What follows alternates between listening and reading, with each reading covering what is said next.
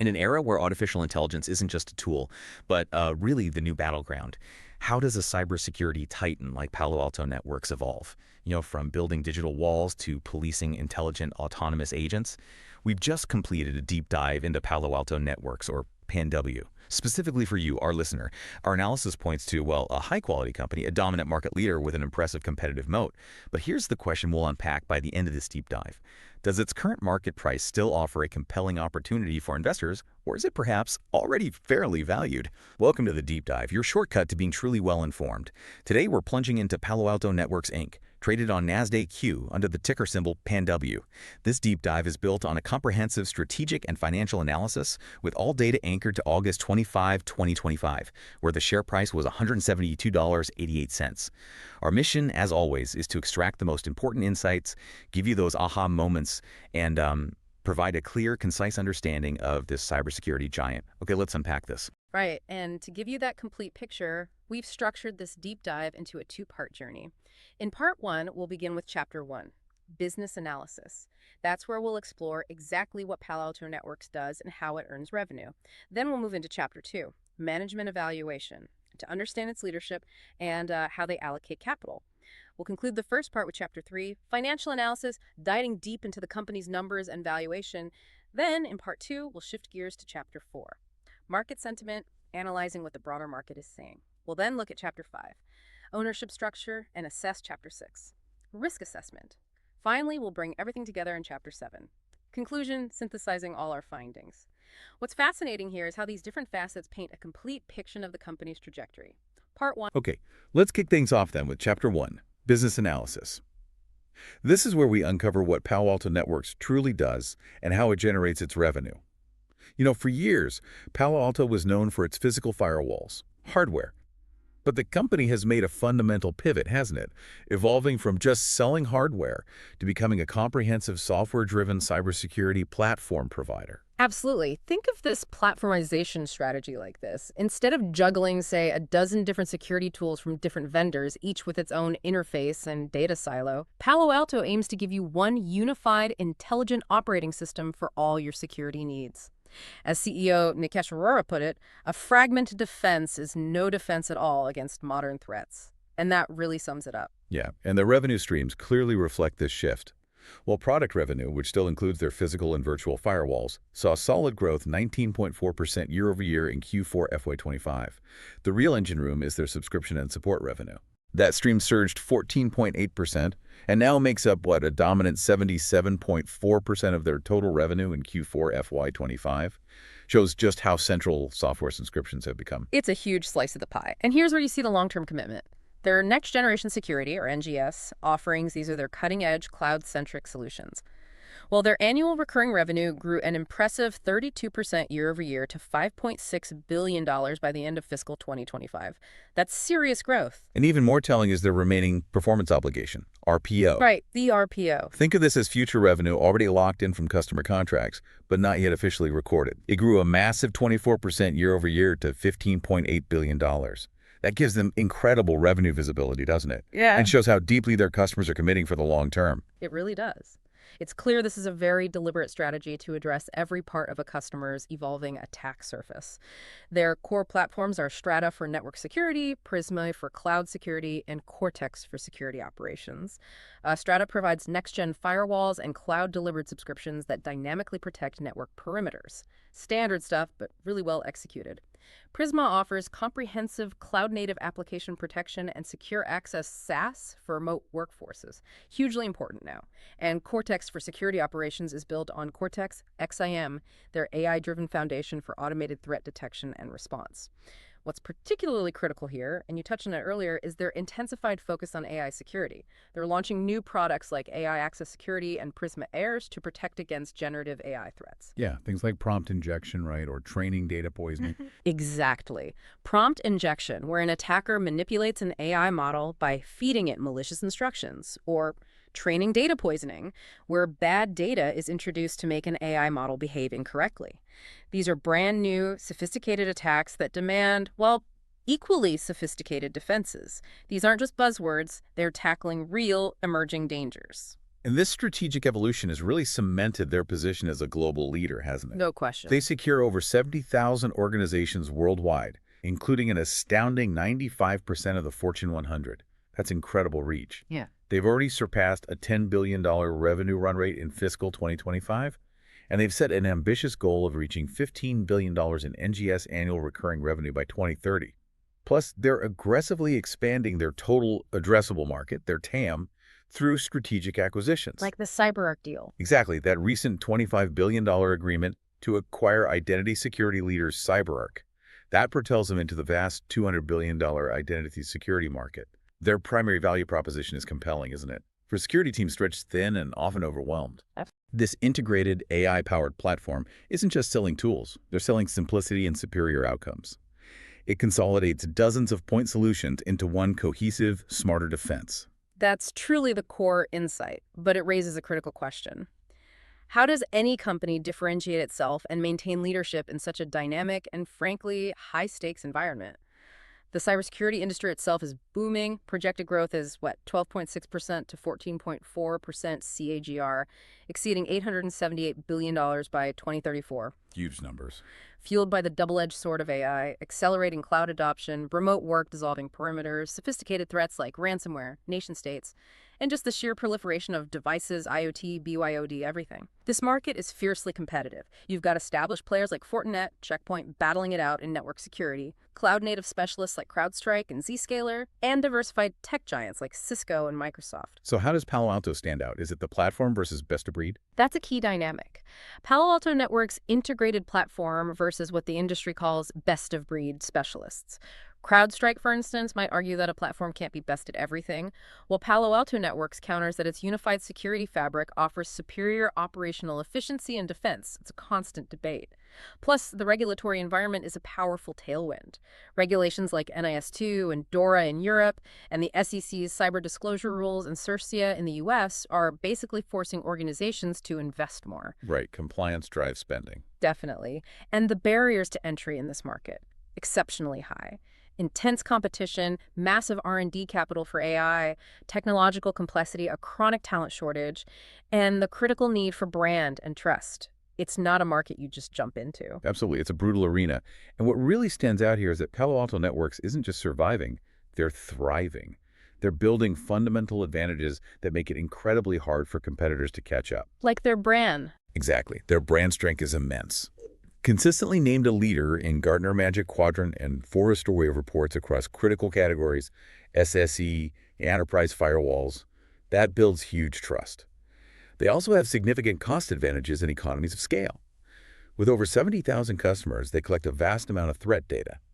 That creates a powerful virtuous cycle, right? More data, smarter AI, more customers. Precisely. More data leads to smarter AI, attracts more customers, strengthens the platform's intelligence, makes it more effective for everyone. Then there are the network effects and high switching costs. As enterprises integrate Strata, Prisma, and Cortex across their entire infrastructure, the cost and complexity of switching, it becomes prohibitively high. That stickiness. Proven by their 120% net retention rate and that massive $15.8 billion RPO we mentioned earlier. Finally, they possess unique assets, like Unit 42, their world-renowned threat intelligence team. They even partner with the FBI. And Precision AI, their branding for AI, embedded directly in the products for real-time prevention. Their comprehensive portfolio, spanning network, cloud, remote, security ops. Few competitors can truly match that breadth. Here's where it gets really interesting. These aren't just features, these are fundamental advantages. Okay, so we've mapped out how Palo Alto Networks operates and makes money. But even the best strategy needs visionary leaders. So let's turn our attention to the team at the helm as we move into Chapter 2, Management Evaluation. Right. And what's compelling here is how CEO Nikesh Arora's vision has really transformed the company, but also, the challenges any large organization faces in maintaining ethical oversight. Arora took the helm in June 2018 and came with a formidable track record from Google and SoftBank. He's been instrumental in shifting Palo Alto Networks from its hardware roots to that recurring revenue software platform model we discussed. And they've shown resilience too, haven't they, during COVID, the inflation shock? They have. PANW stock proved more robust than the S&P 500 during both the pandemic and the 2022 inflation shock. They've successfully navigated market concerns around deferred payment incentives tied to their platformization strategy, keeping customers happy through that transition. But not everything's been smooth sailing. There was that marketing incident. Ah, yes, the lamps. There have been some blemishes. The public backlash for that lamps marketing incident at Black Hat 2024, where a seemingly tone-deaf campaign drew significant criticism. It did raise questions about internal culture and marketing judgment. On the communication and ethics front, though, they generally maintain high transparency with investors, detailed earnings calls, they have a formal code of business conduct. They've also proactively published principles for ethical AI development focusing on fairness, accountability, transparency, privacy. Important stuff. That's a fascinating mix. Strategic brilliance, some operational bumps. With such an aggressive strategic shift, how are they actually funding all this? Let's talk capital allocation, Yeah. especially that huge CyberArk acquisition, and what should we make of the insider selling? Good questions. Their capital allocation is unequivocally growth first, no doubt about it.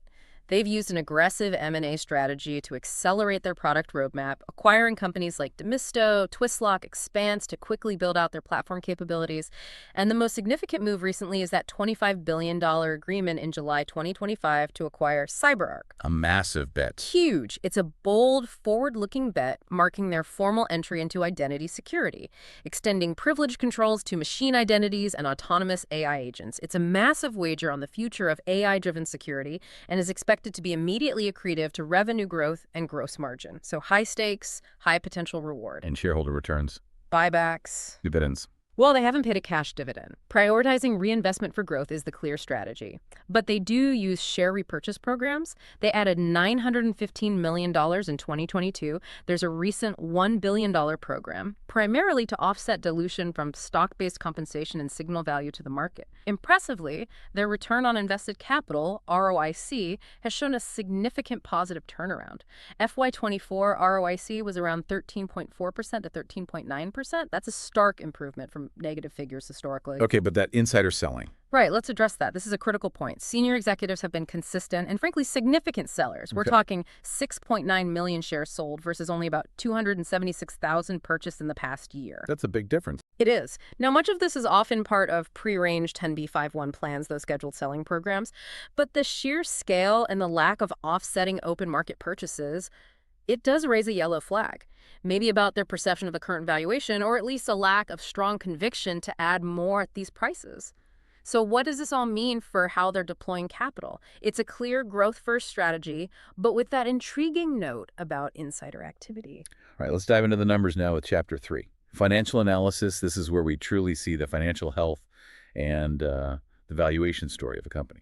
Yeah, and the financial picture here, it shows a company not just growing, but doing so with impressive efficiency and strong cash generation. If we connect this to the bigger picture, you're looking at a company that is firing on many cylinders financially. As of August 25, 2025, Palo Alto Networks has a market cap around $124.15 billion. Looking at revenue growth, it's been impressive, but it's important to note the deceleration. It's natural as they scale. Right, from 25% plus down to mid-teens now. Exactly. While they saw over 25% year-over-year growth in earlier years, FY25 saw a still strong 15% growth to $9.2 billion. Their profit margins are robust. Gross margins consistently high, 73, 76%. Operating margin was 14.9% TTM, with FY25 operating income reaching $1.2 billion. And they've achieved consistent GAAP net profitability more recently. TTM net margin, 12.3%. And the cash flow. That's always a big one. Free cash flow generation is definitely a hallmark of their financial strength. It reached $3.1 billion in FY24, an almost 18% increase. And get this, they've achieved the rule of 50 for 5 consecutive years. Rule of 50. Remind us what that is. Sure. It means their combined revenue growth rate plus their free cash flow margin consistently exceed 50%. It's often considered a gold standard in the software industry, indicates both strong growth and efficient operations. And they project an adjusted FCF margin of 38-39% for FY26. Very strong. That paints a picture of a financially robust company able to self-fund its ambitious plans, which is pretty impressive. But is that entirely rosy, or are there any, trade-offs or risks associated with that aggressive self-funded growth? Well, while the growth is impressive, the financial stability is rock solid in other areas too. They've indeed moved to consistent GAAP profitability. $2.58 billion net income in FY24, moderated a bit to $1.1 billion in FY25. They maintain a fortress balance sheet, effectively debt-free. Negligible debt-to-equity ratio, 0 to 0.3%. Well, basically no debt. Pretty much. Their current ratio is around 0.90. Now, that might seem low to some traditionalists. Yeah, typically you look for over 1. Right, but for SaaS businesses like this, it's actually common and not really a liquidity concern. The reason is high deferred revenue. Customers pay upfront for subscriptions. That revenue gets recognized over time. It impacts the ratio calculation, but cash flow is strong. Yeah. As we've noted, no dividends. Capital is focused entirely on growth. So the company's strong growth and cash flow are undeniable. Strong balance sheet. But back to valuation. Can this truly justify such a premium valuation in the long term? Especially when we factor in stock-based comp. That's precisely the critical question, isn't it? This raises an important question. Can the company's strong growth and cash flow truly justify such a premium valuation in the long term, especially when considering the impact of stock-based compensation? In terms of relative valuation, Palo Alto Networks trades at a significant premium. Its trailing 12 months PE ratio is around 99. Some sources even put it as high as 117. Wow, 99 or 117 PE. Yeah, Compared to peers. dramatically higher. Fortinet's around 32, Checkpoint 24, Cisco 27. Now, this premium reflects its superior growth and that Rule of 50 status we talked about, but it certainly implies very high expectations baked into the price. And intrinsic value, using a DCF. Yeah, for intrinsic valuation, a discounted cash flow, or DCF, analysis values a company based on its future cash flows discounted to the present. Of course, it's highly sensitive to assumptions. But our educational DCF model estimates an intrinsic value range of roughly $150 to $190 per share. What are the key assumptions driving that range? Key assumptions include initial revenue growth around 14%, tapering down to a terminal growth rate of 3.5%, a free cash flow margin starting high, 38-39%, with some modest compression over time, and a discount rate, the WACC, between 8.5% and 9.5%. And it's absolutely crucial here to remember the GAAP versus non-GAAP discussion, especially regarding stock-based compensation, SBC. Right, the non-cash expense. Exactly. It's a significant non-cash expense. Helps attract talent, yes, but it dilutes existing shareholders and effectively lowers the true profitability, makes that high traditional valuation harder to justify without really digging into the SBC impact. Part 2. Okay, so we've analyzed the company from the inside out, business, management, financials. Now let's step back and look at how the market is feeling about Palo Alto Networks right now. What's the vibe out there as we move into Chapter 4? Market sentiment? Well, what's fascinating here is this kind of tension. You've got strong bullishness from analysts, but also these underlying notes of caution from the market and media, especially around the CyberArk deal and that insider selling, Wall Street analysts. Overwhelmingly positive. The consensus rating from 50 brokerage firms is either moderate or strong buy. 34 analysts specifically rate it a strong buy. It's a lot of conviction. What about price targets? The average 12-month price target is around $215. That suggests a potential 24% upside from the price we anchored to. Though the range is wide, $130 on the low end, up to $240 with one real outlier high at $495 from Morgan Stanley. An outlier indeed, and recent news flow. Mostly positive after their Q4 FY26 earnings back on August 18th, the focus was on better-than-expected earnings, strong FY26 guidance, and the continued success of platformization. Headlines were generally good. However, this positive sentiment is definitely tempered by concerns. The massive $25 billion CyberArk acquisition looms large, its sheer size, the timing, potential dilution, integration risks. And the insider selling adds to that caution. And that persistent pattern of heavy insider selling we just discussed, it gets mentioned. So a fascinating clash of signals. Fundamental analysts are bullish, but other market indicators seem to be flashing caution. What does that divergence tell us? Exactly. It really feels like the market is at an inflection point, weighing that long-term strategy against near-term risks and uncertainties. Here's where it gets really interesting. A clear divergence between the fundamental analysis and what the market's actually doing. We see rising bearish bets, for instance. Short interest is up to 5.0% of the float. That's about 34.4 million shares short as of July 31st. And that's an increase. A significant increase from 4.04% just 2 weeks prior. So more investors are betting against the stock in the near term. The days to cover is moderately high, 3.5 to 5.8 days, suggests short sellers might face a squeeze if the stock moves up unexpectedly. And technically, moving averages. Looking at technical indicators, the stock is trading below both its 50-day simple moving average, around $190.47, and its 200-day SMA, around $187.40. And importantly, a bearish crossover, where the shorter-term average falls below the longer-term one that happened on July 29, 2025. Right around the CyberArk news. Directly coinciding with the CyberArk acquisition announcement and the market's initially negative reaction. So yeah, this combination highlights that clear divergence. Fundamental analysts bullish long-term, but technicals and short seller activity signaling near-term caution tied to the CyberArk deal's perceived risks. It seems the market is at an inflection point, weighing long-term strategy against near-term risks. Okay, next up, let's explore Chapter 5.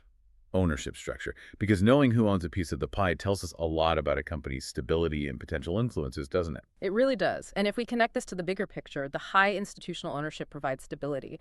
But that insider selling pattern is something that definitely warrants attention, regardless of the stated reasons like 10b5-1 plans. Palo Alto Networks ownership is dominated by institutional investors. They hold about 80% of outstanding shares. The top holders are the usual suspects, the major passive index fund managers. Vanguard with 9.6%, BlackRock with 8.0%, State Street 4.3%, Morgan Stanley 3.6%. So the big index funds have a major presence. Huge. Vanguard and BlackRock alone control over 17%.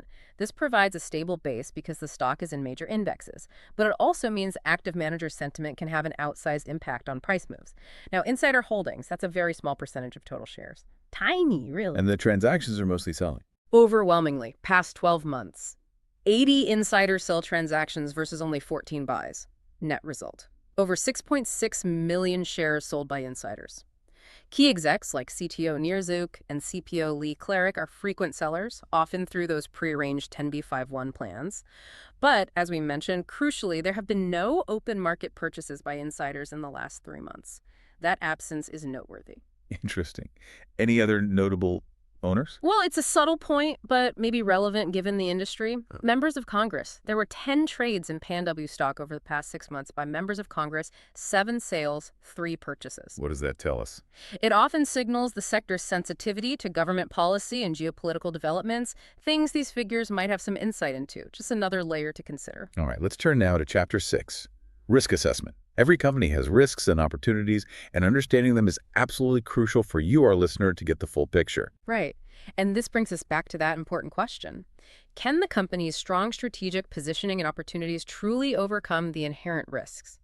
Risks like that high valuation and the massive CyberArk acquisition, all happening in a constantly evolving threat landscape. If we do a quick SWOT analysis, strengths are clear. Dominant market leadership, strong brand, that integrated AI-powered platform, creating high switching costs, robust financials, high growth, strong FCF, fortress balance sheet, and a proven M&A strategy. Lots to like. Okay, weaknesses. Weaknesses are also significant. Extremely high valuation. That PE over 100 creates downside risk if they stumble. Significant execution and integration risk with the huge CyberArk deal. Decelerating revenue growth as it matures. And yes, that persistent heavy insider selling. Opportunities seem large, though. Absolutely. Massive, growing, addressable market cybersecurity and now identity security. Increasing demand for AI security specifically. Continued cloud SASE shift, and the vendor consolidation trend plays right into their platform strategy. The threats. Beyond competition. Intense and evolving competition is number one. The rapidly advancing threat landscape itself, AI-powered attacks, nation-states getting bolder, the global shortage of skilled cybersecurity professionals is a real constraint. Then you have macroeconomic factors. High interest rates, potential economic slowdowns impacting IT budgets. And geopolitical factors, things like potential U.S. tariffs in 2025 could impact costs and spending. That geopolitical angle is interesting. Tariffs bad, but tension's good for security spending. It's an ironic dynamic, isn't it?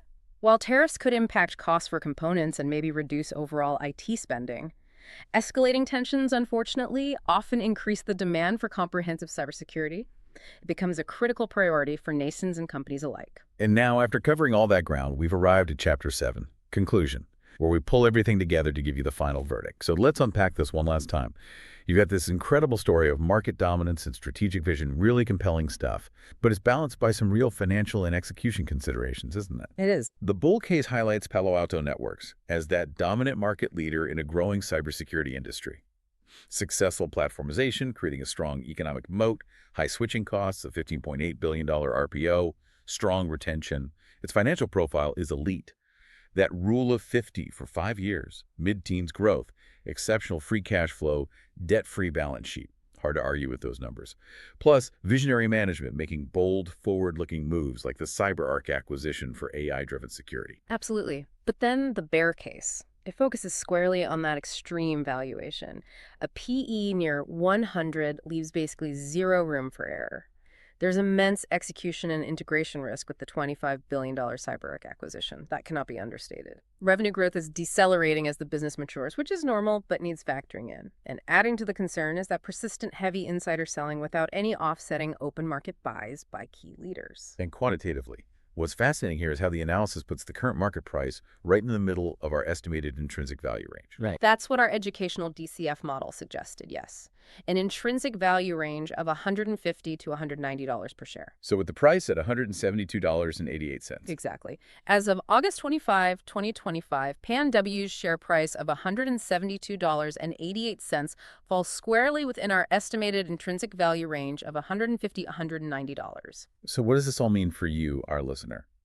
It means knowing the full story, not just the headlines, right? This deep dive concludes that Palo Alto Networks is an exceptionally high-quality company. Dominant market position, strong competitive moat, robust financial profile. All checks out. However, for a value-oriented investor seeking a significant margin of safety, well, the stock appears fairly valued at its current level. Maybe not a screaming buy based purely on valuation right now. And perhaps a final thought to leave you with, considering the rapid pace of AI innovation in this escalating cyber arms race, maybe the biggest question isn't just how companies secure their digital lives today, it's whether they can adapt fast enough to secure the entirely new landscape of autonomous agents and machine identities that are really just beginning to emerge. That's the next frontier. A very provocative thought indeed. Thank you for joining us on this deep dive. If you found this valuable, please do like and subscribe to the Stock Analytics AI YouTube channel. It really helps us out. Remember, members, for just €4.99 a month, you get priority deep dives on specific tickers. We appreciate your support. Over the next few months, we're covering all of the S&P 500 stocks, and members get exclusive priority access to those. And if you want a one-off deep dive on a specific stock that's not on the list, just drop us a super thanks on YouTube, and we'll prioritize it for you. And finally, a quick but important reminder. This analysis was generated by an AI system for educational purposes only. It should not be considered financial advice. Please always conduct your own research or consult with a qualified financial advisor before making any investment decisions. Thanks for listening.